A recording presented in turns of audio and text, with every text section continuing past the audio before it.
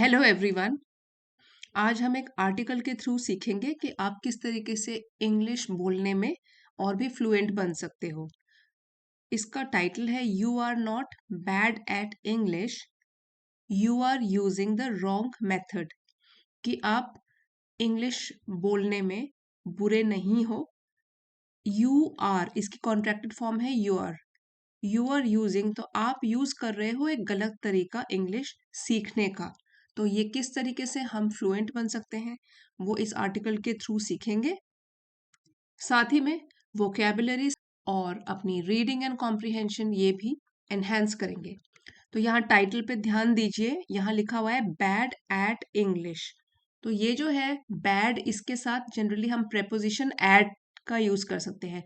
हम बोल सकते हैं bad at something, like bad at mathematics, bad at singing. और आप इसको अगर रिप्लेस करके लिखोगे बैड इन इंग्लिश तो वो गलत हो जाएगा, ये ग्रामेटिकली करेक्ट नहीं है। हम ऐसे बोल सकते हैं वीक इन इंग्लिश, लेकिन बैड के साथ प्रेपोजिशन एट का यूज करोगे अगर आप स्किल के बारे में बता रहे हो कि किसी स्किल में आप अच्छे नहीं हो या फिर किसी एबिलिटी के बारे में बता रहे हो। तो यहाँ पे आपके लिए लिखा है बैड एट एनी स्किल और एनी एबिलिटी। आइए अब शुरू करते हैं डिटेल में। Most learners blame themselves for weak English. अधिकतर लर्नर्स मतलब सीखने वाले ब्लेम दोषी ठहराते हैं, देमसेल्व्स प्लूरल में है, खुद को, कि वो वीक है इंग्लिश में, इसके लिए खुद को दोषी ठहराते हैं। देम सेल्फ, देम सेल्फ इसका प्लूरल हो गया देम सेल्व्स, खुद को। But the real problem is rarely lack of talent. लेकिन जो असली प्रॉब्लम होती है, असली समस्या है, वो कभी कभार ही ऐसा होता है कि लैक ऑफ टैलेंट हो, लैक की कमी होना किसी चीज की, टैलेंट है प्रतिभा, एबिलिटी, क्षमता, कि उनमें क्षमता की कोई कमी है, ये कभी कभार होता है। It is a misaligned approach. लेकिन असली रीजन क्या है कि जो आप अप्रोच फॉलो कर रहे हो, तरीका, वो कैसा है, गलत है। अलाइंड होता है जो एक ही लाइन में हो, मिस यहाँ पे जो है वो है प्रीफिक्स मिस। जैसे आपने ये सुना होगा मिस मैच, जो कि मैच नहीं करता। उसके बाद अगर अंडरस्टैंड, जैसे कि मिसअंडरस्टैंड, अंडरस्टैंड में अगर हमने मिस लगा दिया आगे प्रीफिक्स, तो इसका मतलब क्या हो गया, गलत समझा गया। तो मिस क्या है, ये एक प्रीफिक्स है, तो वो गलत तरीका इस्तेमाल कर रहे होते हैं। You may understand passages, recognize vocabulary and even score well in exams। तो हो सकता है कि आपको पैसेज पढ़ने में समझ में आए, वोकेबुलरी भी रिकॉग्नाइज पहचान सको, एग्जाम्स में भी अच्छा स्कोर करते हो, येट फिर भी हेजिटेट झिझकना, लेकिन फिर भी झिझकते हो वाइल स्पीकिंग बोलने में, because your learning has remained passive. तो ये है रीजन, क्योंकि जो आपने सीखा है वो सब पैसिव फॉर्म में है, वो एक्टिव नहीं है। तो पैसिव क्या हो गया, जो कि इनएक्टिव है और इन्वॉल्व होके आप काम नहीं कर रहे हो। Fluency does not emerge from memorisation alone. अगर फ्लुएंट बनना है, बिना अटके हुए बोलना है इंग्लिश में, तो अचानक से ये आ नहीं जाएगा। एमर्ज का मतलब हुआ उभर के आना, सामने आना। मेमोराइजेशन मेमोरी से बना है, मेमोरी का मतलब क्या होता है, याद। मेमोराइजेशन होता है रटने की प्रक्रिया या याद करने की जो प्रोसेस होती है। अलोन, केवल इससे नहीं फ्लुएंसी आती है। It develops through exposure. तो यहाँ पे कुछ तरीके दिए गए हैं किस तरीके से आप डेवलप कर सकते हो एक्सपोजर, मतलब कि इसके संपर्क में रहकर, रेगुलर कांटेक्ट में रहकर, तो वो हो गया एक्सपोजर फर्स्ट। फिर है इंटरनलाइजेशन। इंटरनलाइजेशन इसका मतलब होता है कि एब्सॉर्ब करना, absorb something deeply until it becomes natural. Deep learning, अंदर तक आत्मसात करना, इंटरनलाइज करना इस लैंग्वेज को। एंड रिकॉल अंडर प्रेशर, इसमें भी प्रॉब्लम फेस कर रहे हो। टू रिकॉल मतलब याद आना, अंडर प्रेशर जब आप किसी दबाव में हो, दबाव में याद कर पाना। जो भी नए वोकेबलरी वर्ड सीखे हैं या रूल्स सीखे हैं, वो क्या रिकॉल आपकी मेमोरी में वापस याद आ जाते हैं अगर किसी दबाव में हो या टेंशन में हो। तो ये तीनों चीजों में अगर आप अच्छे हो जाओगे तो फ्लुएंसी खुद ब खुद डेवलप हो जाएगी। When learners rely only on rules and word lists, जो भी कोई इंग्लिश सीखना चाहता है, जब वो रिलाय मीन्स डिपेंड करता है, निर्भर करता है, किसके ऊपर डिपेंड करता है, सिर्फ रूल्स सीखने में या वर्ड्स को सीखने में, English stays confined to the page. English फिर भी ऐसे आप बोल नहीं पाओगे, कन्फाइंड मतलब सीमित रह जाएगी आपकी इंग्लिश सिर्फ पेजेस में जिसमें कि आपने रूल्स पढ़े हैं या वर्ड्स की लिस्ट बनाई है। कन्फाइंड, कन्फाइंड का मतलब क्या हो गया? सीमित होकर रह जाना, लिमिटेड हो जाना, रेस्ट्रिक्ट हो जाना। Instead of becoming a usable skill, बजाय इसके कि वो बने एक ऐसी स्किल जिसको कि आप यूज कर सको। यूजेबल स्किल क्या होती है? कोई भी ability that can be applied in real situation, practical skill बन जाए। वो नहीं बन पाती, सिर्फ पेज तक सीमित रह जाती है। विच ग्रेजुअली क्रिएट सेल्फ डाउट, और जिसकी वजह से फिर धीरे धीरे ग्रेजुअली आपको खुद के ऊपर शक होने लग जाता है, क्या मैं इसके काबिल हूं, इंग्लिश सीख पाऊंगा कि नहीं।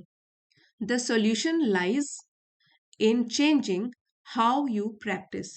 इसका सोल्यूशन बहुत ईजी है, उसमें आपको चेंज करना है कि आप प्रैक्टिस किस तरीके से कर रहे हो, अभ्यास कैसे कर रहे हो, not how much you know. और जो सोल्यूशन है वो इसके ऊपर चेंज निर्भर कर रहा है कि आप प्रैक्टिस किस तरीके से कर रहे हो, हाउ कैसे, not how much you know, इसके ऊपर नहीं कि कितना कुछ आपको आता है, कितने वर्ड्स आते हैं और कितने ग्रामर रूल्स आते हैं। If inhibition,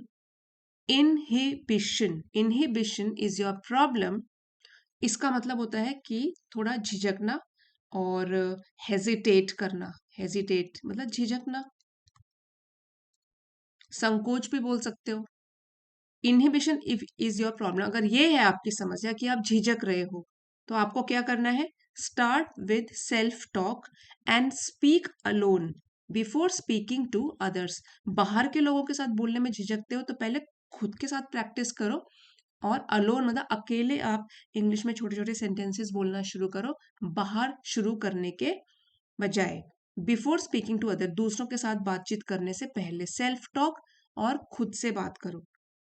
if inconsistency holds you back, अभी हम देखिए हमने पहले क्या पढ़ा, इनहिबिशन, अगर ये आपकी प्रॉब्लम है कि अगर आप थोड़े डर रहे हो, हेजिटेट कर रहे हो, झिझक रहे हो, तो ऐसे करना है सेल्फ टॉक। लेकिन अगर आपकी प्रॉब्लम इनहिबिशन नहीं है, वो है इनकंसिस्टेंसी, आप कंसिस्टेंट लगातार प्रैक्टिस नहीं कर पाते हो, लैक ऑफ रेगुलरिटी या डिसिप्लिन, ये होल्ड्स यू बैक, आपको पीछे पकड़ के रखता है, आगे नहीं बढ़ने देता। तो क्या करना है?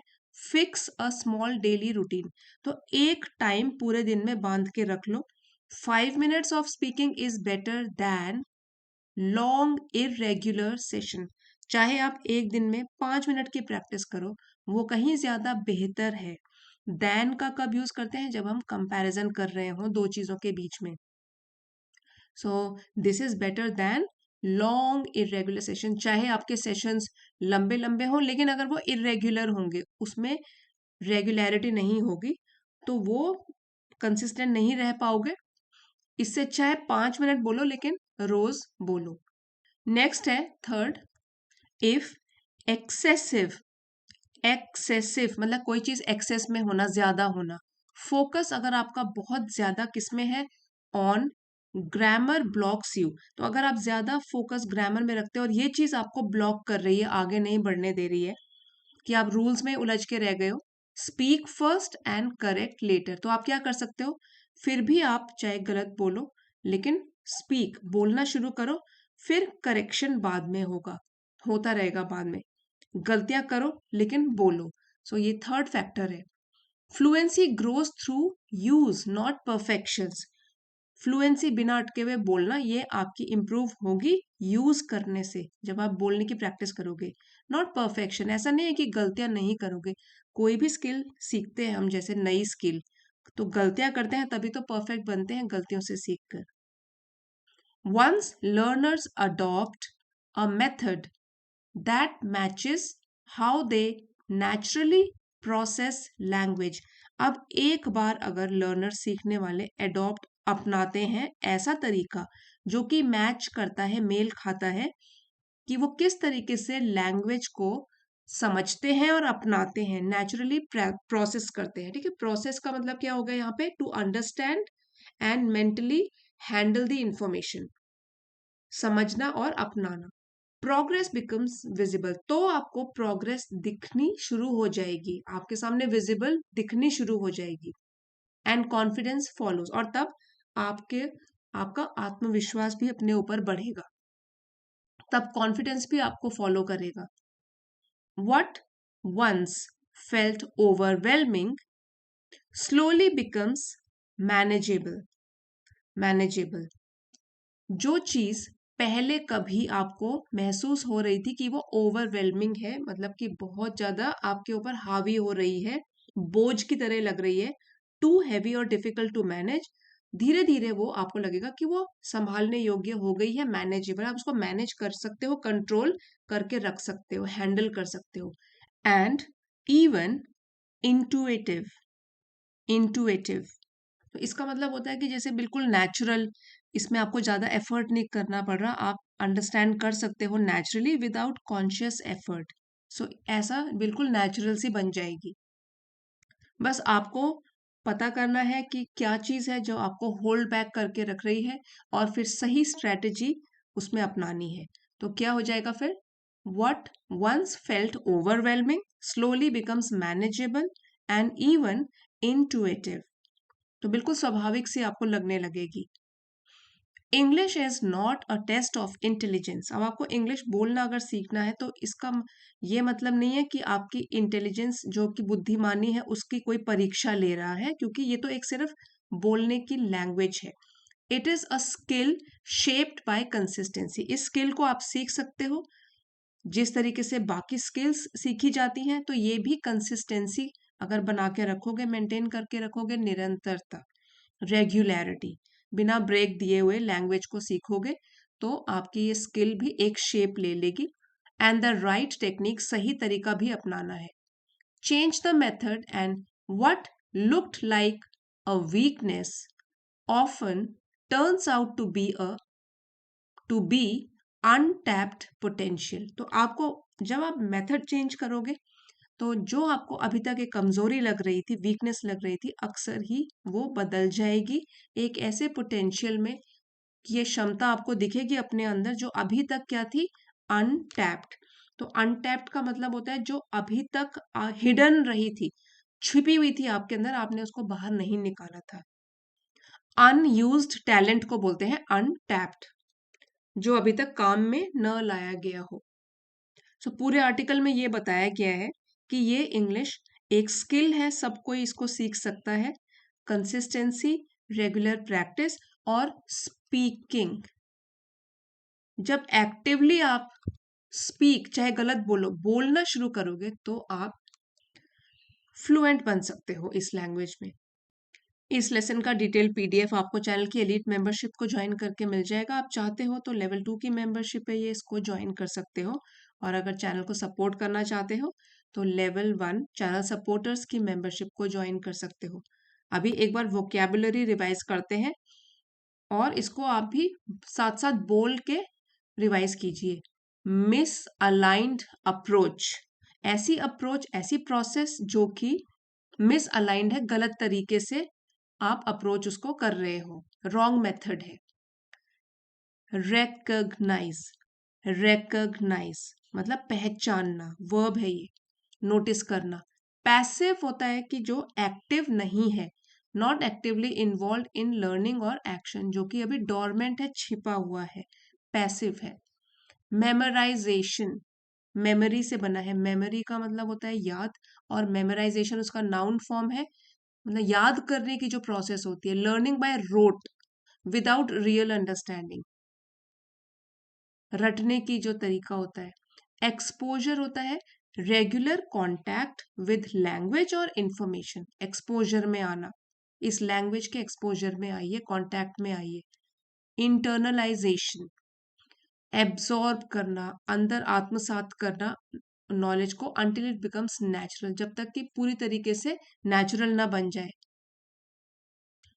टू रिकॉल अंडर प्रेशर, कोई भी चीज जब आप प्रेशर में होते हो तो भी आप उसको याद कर सकते हो, मतलब वो आपके मन में वो स्वाभाविक तरीके से आ जाती है, दबाव में भी याद कर पाना।